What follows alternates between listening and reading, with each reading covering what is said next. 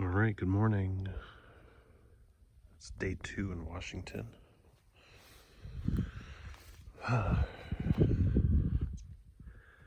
It's about 6 miles to water, so we'll get there in a bit. You can hear the train in the distance. And I've also overheard somebody saying that there's like most of the campsites are filling up really quick in the evenings. So I suppose the bubble is kind of here since there's so much of Oregon they had to skip. They probably just skipped Oregon, or at least a lot of people. So camping spots will be scarce. Competition for viable space will be high. Many campers may succumb to exhaustion, for they will be abandoned and shunned from usable spots, having to march miles and miles to their doom. I will not succumb to such a fate. Let's back up. All right, folks, we're all packed up. We're ready to go. Now, remember, what have I always said? Always do an idiot check. Make sure you're not forgetting anything. Because if you forget it, you're gonna feel like an idiot, right? Anyway, we are off. Get one more view, I guess. The sun is kind of obscuring things, but oh well. So 6 miles to water. I have about 3/4 of a liter. So I should be good. Maybe I'll have a swig by the time I get there. That's usually my style. I have a swig by the time I get to a water source. It sounds like this guy's using his phone, so maybe there's service over there, but there wasn't where I was camped, so I'll try and see how it goes. There you go, that's pretty cool. You got the, I believe, Mount Hood there. And then we have the mist and the steam from the dam, because they got the dam going, I guess. All right. Let's continue on to the land of maple and hockey. All right, a little bit fieldy, kind of. Very rocky. Not a whole lot of big alive things, you know, dead tree. There's a little road over there. Yeah, I know, it's not very scenic yet. I'm getting there. I'll get to the amazing views, I assure you. I'll make a clickbaity title. I'll be like, you won't believe what I saw later. I made it to the road. And now I've crossed it. Don't worry, I looked both ways. Oh man.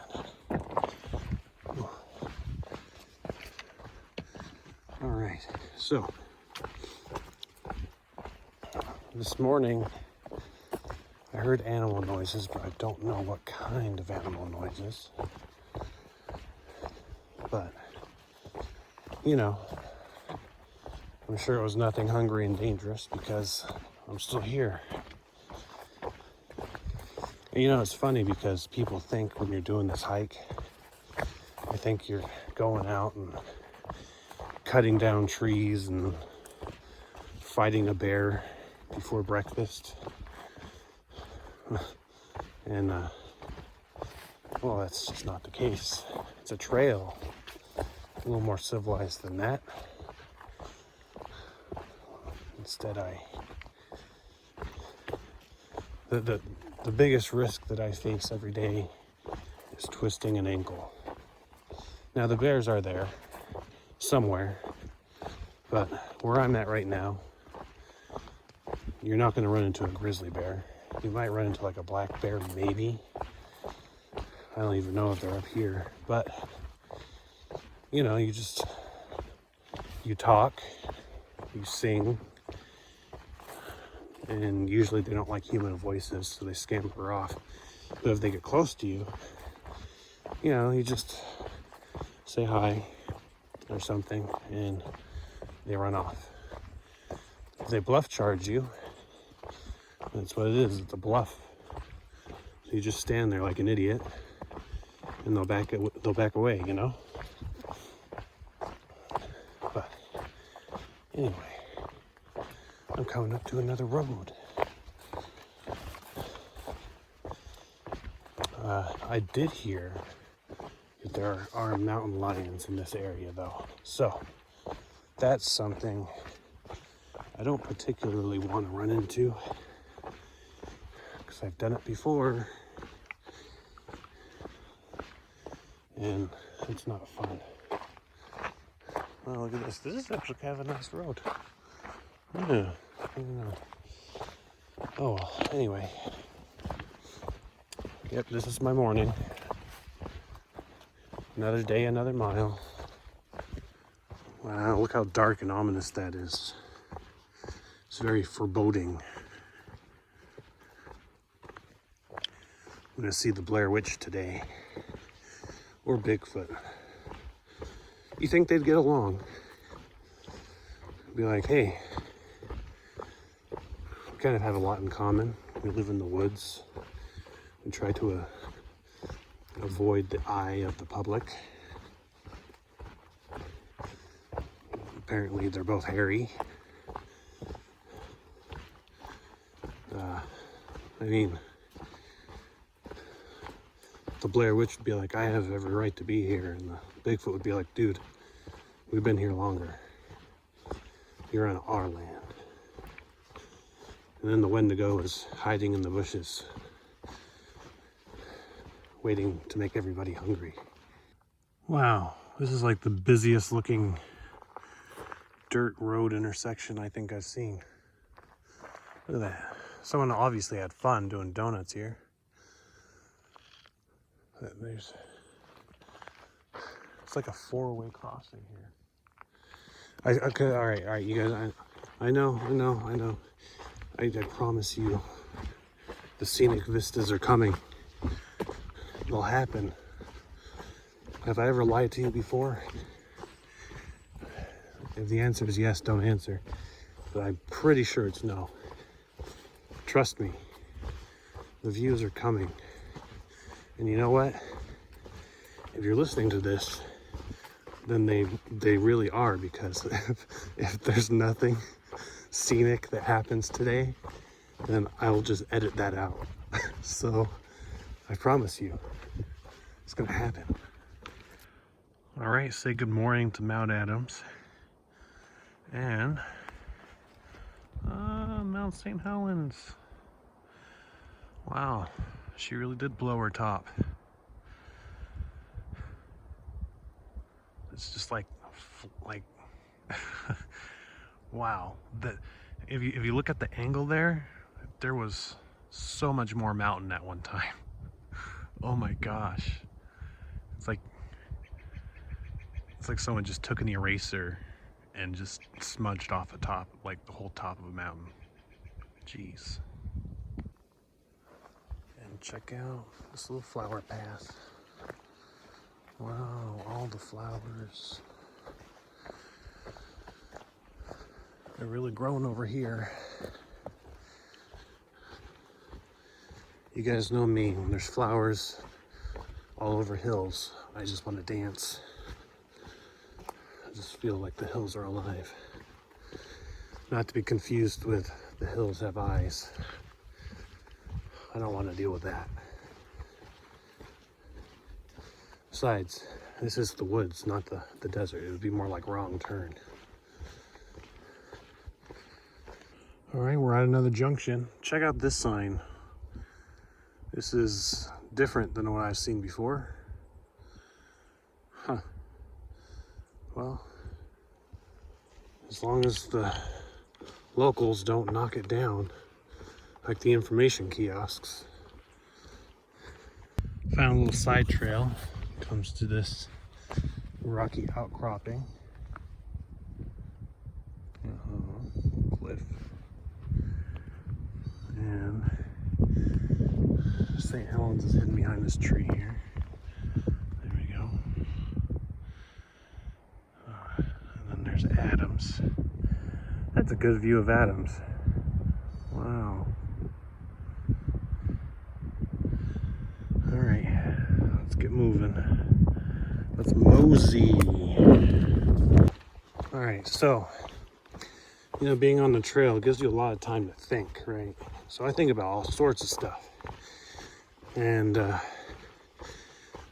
what I've been thinking about right now is lottery tickets. Now you see, I am not a lottery person. My aunt, now she's the lottery person. But, you know, like when I was in Cascade Locks, I was like bored and I was like, whatever, you know, I'll buy a scratcher and a lottery ticket. And I came to find out, because I did like, you know, the little reading on the small print, that the money goes towards like the Bureau of Land Management stuff. I don't think it's directly BLM, I think it's other things, but it maintains trails. So, haha, I'm supporting the trail. Anyway, I was thinking, you know, what's the appeal? Like, you have such a small chance of winning that you're pretty much just paying this tax, because it is a tax. It's a voluntary tax, right? So I'm thinking about it, and you're not buying just the chance to win, right? Because you're not going to win, probably. I mean, if you win, let me know, but you're probably not going to win. No, you see, what you're buying is that window of time where you have a ticket and it's up in the air, and there's that feeling, that thought that I could win. What if I won? So really, when you buy a lottery ticket, you're buying the feeling of what if I win, right? Because then you start to think, you start to dream, and that ties in with my previous, you know, days spiel on dreaming. Sometimes just buying a little piece of paper is enough to make somebody dream. So I guess in itself, that's not such a bad thing, right? What's another piece of paper that people buy that's super expensive? College degrees. You got it. And that's another dream. A dream that I'll get paid well and get a good job and blah, blah, blah. See, there's a lot of money to be had if you're able to sell a dream. All right, we got another road. I can't believe I went 1.4 already. All right, so only 0.8. I'll hit water. I'll look both ways. Yeah, all right. So, I guess we're making good time. Not too shabby. I guess if there's any question about how old the trees are in the area, here's the water source. I've made it. I don't know who's doing it, but it's some sort of outdoorsy leaf engineer. He's actually done this for the past several springs. Somebody is MacGyvering little faucets for us out of leaves. I don't know who it is, but they are a hero. Look how big this tree is. Tree stump. Whew. It's a pretty neat little section. All the down trees, blowovers, things like that. But it's maintained. So that's nice. I don't have to jump over any logs right now. I came from just over there. There's a road here, as you see. For a glimmering moment of time, I thought there might be trail magic, because somebody was parked there, but no. Just day hikers that know where to park.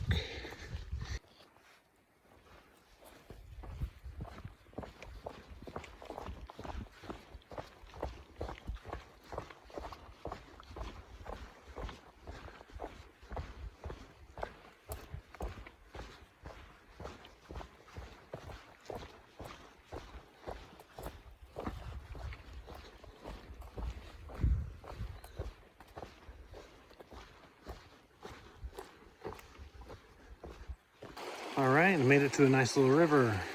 Check it out. Beautiful. Also, check out these stones. Look how bluish green they are. That's pretty cool. Oh, that's funny. This is a much easier way to the water. Oh well. Check out this bridge. Smells like gasoline over here.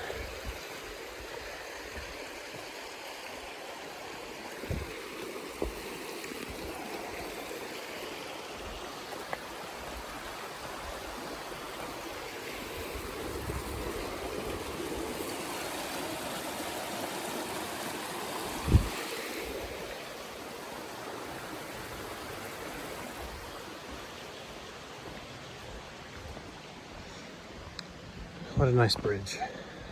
Check this out. This is a nursery tree. Look at that. Look at all the plants growing on this guy. Yeah, I mean, not really other trees. Actually, no, look. Here's one right here. Yes, it's a nursery tree. It's official. Hey, there you go. The Boy Scouts, I guess, help to rebuild the section of this trail. And yeah, they didn't tag a rock. I know, I'm not actually like mad about the rock tagging thing. I like to think it's funny. You're like, leave no trace. Let's track down all the Boy Scouts from the 60s that did that and excommunicate them. But check it out. Get over this.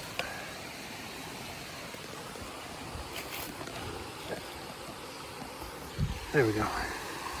All right.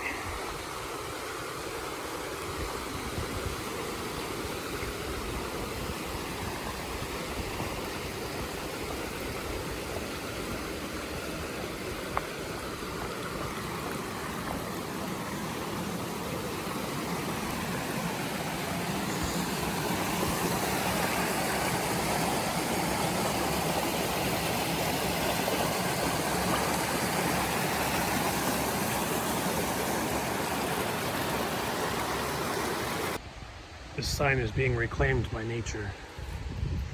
The wood is being recycled to become trees. Here's a rocky hill. Much like Oregon, Washington had its share of volcanic activity, from what I read. Now, my guess is that it's probably older up here I mean, aside from Mount St. Helens, that was pretty recent, but because I think South Sister was the most recently volcanically active of the sisters. So it was kind of a southern pattern. Then Washington might have much older volcanic activity. But you know what? Don't take my word for it. I'm just coming up with guesses based on the limited information I have.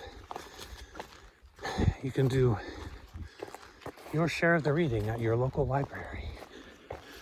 Remember when that was a thing?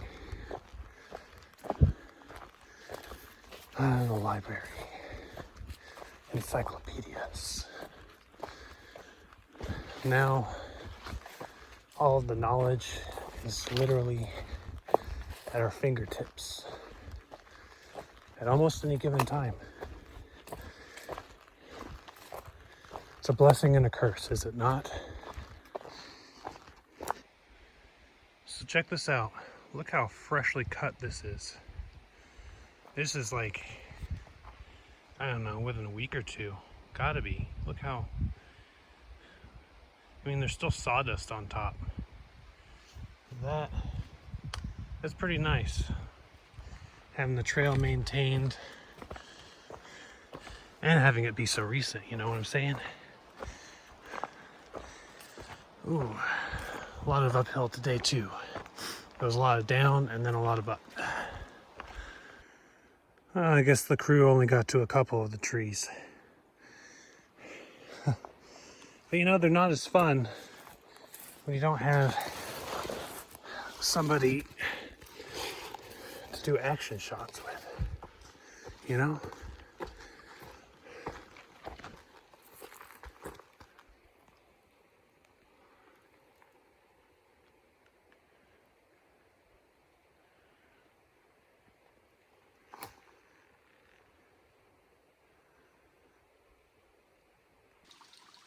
Nice little spot here.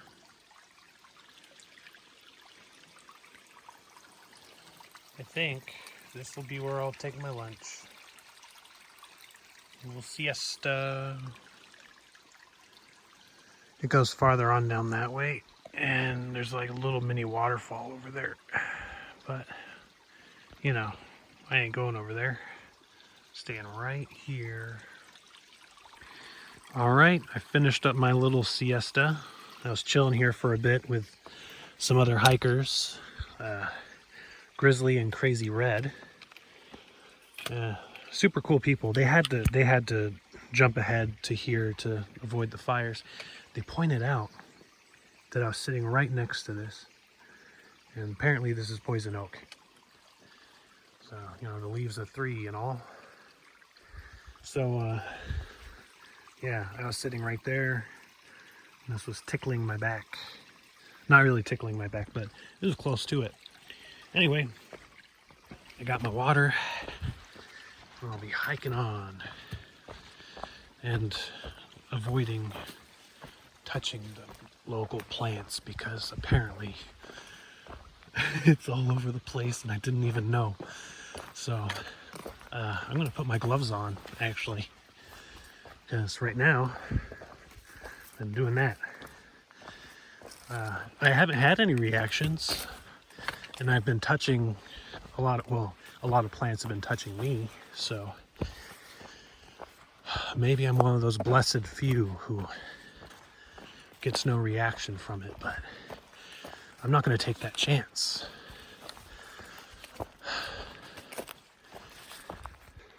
So an interesting thing that nobody ever really talks about to newcomers to the trail or people who are learning about it is time. The perception of time is very different on trail. And I know I mentioned this before, but I'll go more into depth here because there's a little more to that. So, first off, days mesh together. you never really remember which day is which. And then if you think about something that happened several days ago, you don't know how many days it's been. Maybe it feels like a week, maybe it feels like it was yesterday, but it was actually 4 days ago, kind of thing, you know? It just meshes together. The next thing is you become very good at measuring distance by time. What I mean by that is you start to say, oh, it's 6 miles to my next destination. So you start to measure it by, it's 3 hours until I get there. And though that doesn't sound remarkable being said, it is interesting that distance becomes more of a time factor rather than, oh, I have this many miles to go. You start to get good at saying, well, at how fast I'm walking, I'll be there in, 2 hours. So like earlier at the water, when I left, it was about 1 o'clock. I knew that my destination was about 3.5 miles. And so I was like, okay, it'll be like an hour and 45. So I'm walking, and I look at the clock, and it's been an hour. And I think, okay, so I have a mile and change. And so I look at the map, and sure enough, 1.3 miles to go. So it's just interesting that you start to mesh space and time together. They become interchangeable. Einstein's theory of relativity applies to hikers. Einstein should have hiked. Man, the humidity here is terrible. Like,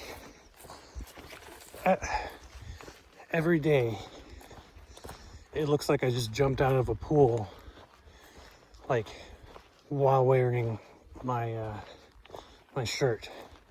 And my shirt is just drenched. It's always sticking to my skin. It's like second skin, you know?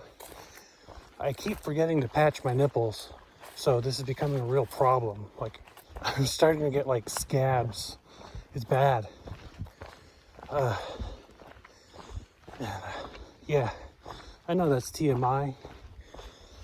Either that or outrageously humorous in the most embarrassing way. But it is a fact of the trail. And I told you I would tell the truth. Now, that sweat though, like, I shifted a couple minutes ago, and it felt, there must have been like a pocket or something, because it felt like this just gush, like a little waterfall of sweat went down my back. It was simultaneously refreshing and disgusting. It's just shooting water out of my back. Even now, I could feel like just streams of sweat. Man. Hydrate or die, am I right? And stay out of the humidity if you can. And pat your nipples. Alright, folks. I made it to my spot for the night, I think. So that is what I had to climb up. It's down by those trees where I was. Kind of center of the camera there. It is steeper than it looks, I'll tell you that. Now, check out my sick view. Ooh, we got Adams. Yeah, buddy. And then I pan around. Ooh, Mount Hood, you looking good. And right under you see the, I believe it's the Columbia Gorge. Columbia River. Yeah, that is where the Cascade Locks was. So I pretty much came from over there. You see I was at the Hood, went through the locks, I went through these hills, snaked around that way, and eventually I came up here. Now, if my intel is correct, I'm going to be going through the trees here, snaking around this way, and I'll be hitting up the west side of Adams. So that is the direction I'll be heading. Not too shabby. I'll see you again when I set up my camp.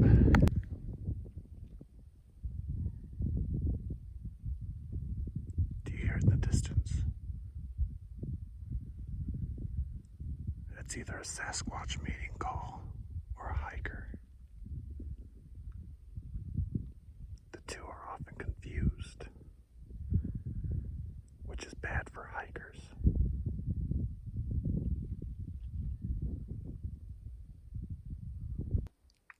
Here's the spot for the night.